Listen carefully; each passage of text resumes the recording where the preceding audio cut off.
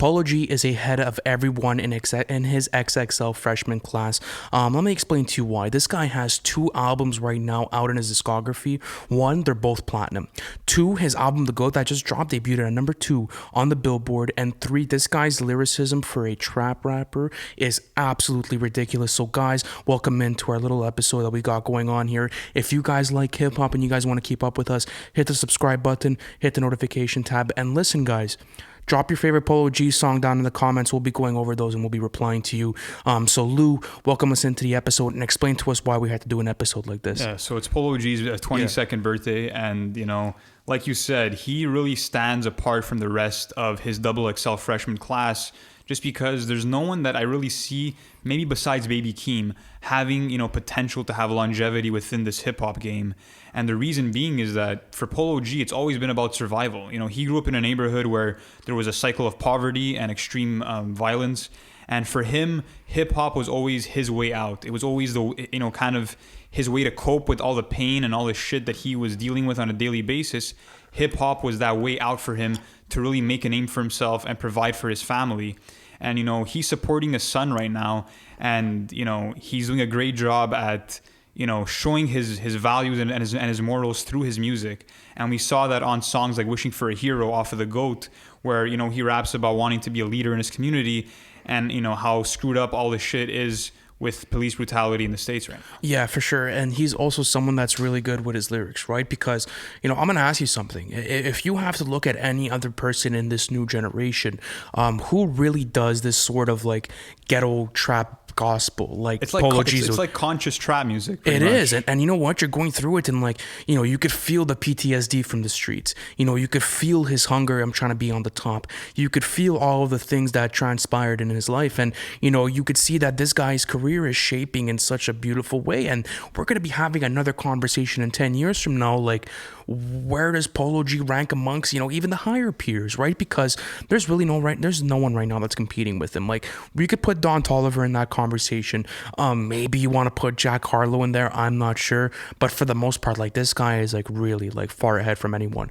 And in my opinion, it has a part to do, one, with the type of stats that he puts up, and two, the skill he has to him. Because as I said before, guy has 2 platinum albums to his discography already, and it's only 2 albums, and he's 22, right? And then you get his capability of showing you this vivid imagery through the street life and all this pain and hardship that he's going through, and then you're like, wow, this guy could really do it. Not only that, but he overcame a huge drug problem too in the recent years. So it's like, what else does this guy have to show us now?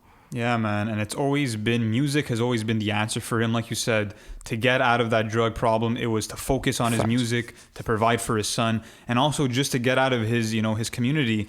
The end goal was always music. And we hear his passion, just by the way that he packs so much emotion in his delivery. I mean, through that delivery, he's really convincing you of the pain and the emotion that he has gone through. You can tell that these are not fantasies. These are lived experiences. And, he's gone through some serious shit. And look, at the end of the day, I feel like he has nowhere to go but up. And what's really interesting, too, is that, some people think he's a bit cocky because the whole GOAT album name maybe makes people think that he's referring to himself as the greatest of all time. But he's actually gone on record to say that the GOAT is actually a symbol for his zodiac sign, which is Capricorn. So it has nothing to do with him being the greatest of all time. He knows that he has, quite a bit of time to get to that stature, if he can even get to it. But look, what he's doing for the trap scene is amazing because he's innovating. No one else is bringing in that conscious element to trap music, and he deserves his flowers for that. Absolutely. Then you look at someone like Lil Baby releasing The Bigger Picture and allowing, himself to get into that lane. And we're going to start to see now that more and more trap artists are going to feel sort of free to do that, where they don't necessarily have to stick to the same subject matter all the time, where, it's going to get stale and stagnant, but where they can actually dive into their life and, give these personal thoughts, give these, inside my mind sort of tours where you could see everything going on.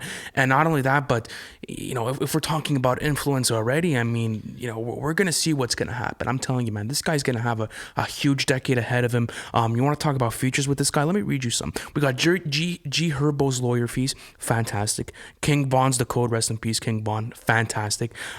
Juice WRLD's Hate on the Other Side, fantastic, rest in peace, Juice WRLD. And Lil Durk's Three-Headed Goat, which went platinum. So This guy's messing with the big dogs, Yeah, man. man, he can make hits, and he has, these conscious Facts. rap songs for the other types of fans. So guys, let us know in the comments below, what's your favorite Polo G song? And once again, happy birthday to Polo G.